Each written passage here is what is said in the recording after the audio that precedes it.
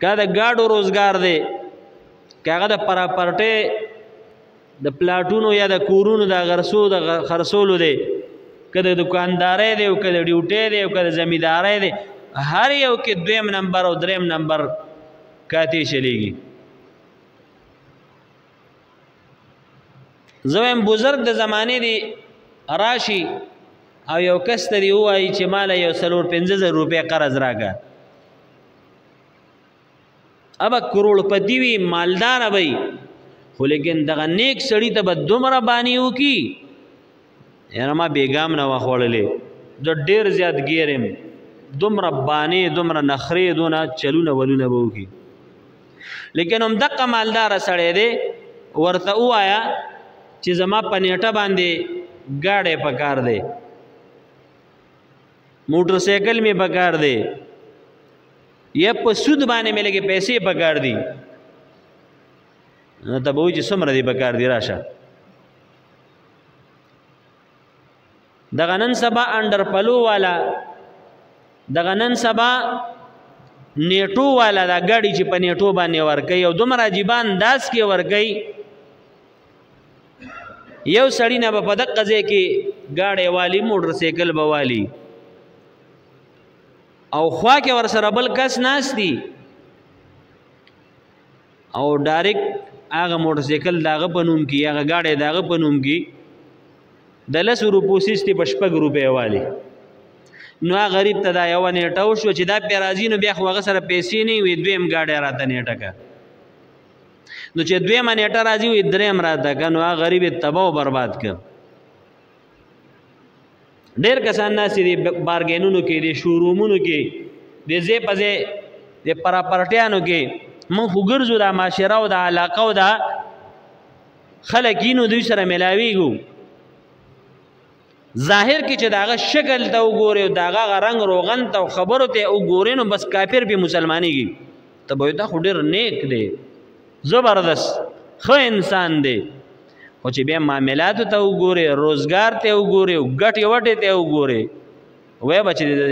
مخ ته مې ورته نه کتې، سلام ته به دې بیا ورسره زړه ونه شي، دومره بد حال دی معاشره کې دننه.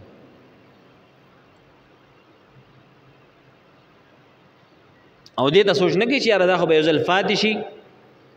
دې نه به زه ځم د دې مال به الله تپوس کوي. حضرت عیسی علیه السلام یو ځل روان شو او دې خبرې ته ټول ملګري سوچوږو، ټول نارینه او زنانه دا واقعه د عبرت په نظر باندې دې ته وګورو او دا واورو صحیح. حضرت عیسی علیه السلام روان دی، یو نوجوان ورسره ملاو شو، ملګری شو، علماء کرام دا واقعه بیانوي او ډېره د عبرت واقعه ده که انسان ورته سوچوږي. هغه جوان سړي له یو 3 درهمه ورکړل، زه به داسې ووایم یو 3 روپۍ وله ورکړې، هغه ته وایي دواړه اوږې وو، ته داسې کار وکړه چې د بازار ته لاړ شه، تنور ته ورشه او دې باندې لږې روټۍ راوړه. هغه جوان سړی راغی بازار ته،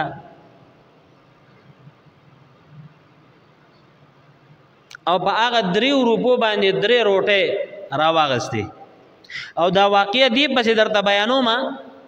چې نن هر یو کس په دوکه کې پروت دی، چل ول کې پروت دی، پس چل باندې پراټ کوي، دوکه کوي، او چې چام دوکه کړی دی بیا انجام وګوره، انجام یې ډېر خطرناک دی. نن چاله ګاډی ورکړه، موټر سایکل ورکړه، لکه دې کې د 1000 روپو تیل راواچوه، نو دې به پمپ ته لاړ شي، د 200 روپو تیل به راواچي، هغه نورې به جیب کې واچي، چې راشي لکه هغه برابر مې واچول، ګیج یې برابر و، صفت به یې هم درته وکړي، خو که لږ مزل دې په هغه موټر سایکل یا هغه ګاډي باندې وکړه په لار کې به دې پرېږدي، لکه دا ولې یاره جي دې پمپونو والا هم دوکه راغستې ده، حالانکې هغه به دوکه هم کړي خو ده ورسره سر کې کړې ده، دلې 1000 روپۍ ورکړي، په منځ کې د 800 د 600 تیل اچولي. هر یو سیز کې دوکه د فراډ روان دی. په مخامخ چې صفتونو ته کینو، دعوو ته کینو او خبرو ته کینو، الله څوک بیا رانه نشي نمبر وړی. هر انسان پوهیږي چې زما کمائی، زما ګټه وټه حلاله ده که حرامه، زما روزگار حلال دی که حرام دی. او یاد ولرئ د چا چې مال حلال وي عبادت یې الله تعالی قبلوي، دعا یې قبلوي، خېټه کې حلال پراته دي اعمال الله تعالی ته قبليږي. او که کلم خېټه کې حرام پراته دي نو عبادت نه قبليږي، دعا نه قبليږي. او د پریشان ای د خفو خجل وي د شرمنده او ملامت ای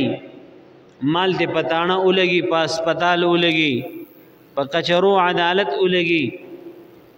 مال ولګي د په غلط لار راغلیو او د مال نه خلاص هم شو خو لیکن سکون او راحت هم ورته ملاو نشو. د قرنګ زمانونو بچي هغه بچي چې د نیک عمل دی، صالح دی، د تلاوت کوي، د تهجد کوي، اشراق کوي، اوابین کوي، چاست مونز کوي، عام نفلونه کوي، فرائض واجبات سنت مستحبات پورا ادا کوي، د الله حقونه او د بنده حقونه صحیح ادا کوي، نو دا بچیم ښکلی دی، نه د دنیا هم د عزت او د خوشحالۍ د ترقۍ او د سکون دی. او پس د مرګه خو دغه بچی مور پلار د پاره ډېر غوره دی، ځکه چې د نیکۍ کوي، عمل صالح کوي او ثواب مور پلار ته ملاوي. او کم بچی چې بد عمل شو، چرسی بنګي شو، نشئی شو، لوفر شو، قاتل شو، ډاکو شو، بد اخلاق شو، منځ نه کوي، روجه کې چل ول کوي، تراوی نه کوي، ختم نه کوي، زکات نه ور کوي، حج عمره نه کوي، نور نیکه نه کوي، او بس د هر ګناه کار کې دی شریک وي او شامل وي، نو دغه بچی د مور او پلار د پاره دنیا کې هم یو عذاب او یو مصیبت شي، یو سردردی تی جوړ شي. او پس د مرګ خو بیا دغه بچی نیکه شته نه، بلکې هغه په خپل بیا عذاب کې گرفتار وي، نو پلار ته څه پیدا ډوي نه، مور ته څه پیدا نه وي. زمونږ د خلکو دا کوشش چې موږ په څه طریقه باندې مال زیات کو، او د خبره ته چام سوچ نه دی کړی چې یاره دا مال خو چام قبر ته یو نه وړه. قارون عمره مال چا سره و دنیا کې؟ ان قارون كان من قوم موسى فبغى عليهم وآتيناه من الكنوز ما ان مفاتحه لتنوء بالعصبة اولي القوة. ډېر لوی مال ول الله تعالی ورکړي. او شلمه سپاره کې رب العالمین فرمایي ان قارون كان من قوم موسى، دا د موسی علیہ السلام د قوم نه هم او د پیغمبر خاندان کې هم دی، او ډېر هاي مالدار دی، ډېر لوی دولت ور سره دی، لیکن سرکشي وکړه، بغاوت وکړه، نافرمانی وکړه،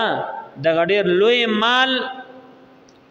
دا قارون چې کوم دی د عذاب نه خلاص نک، الله ته نږدې نشو، پیغمبر ته نږدې نشو، جنت ته نږدې نشو،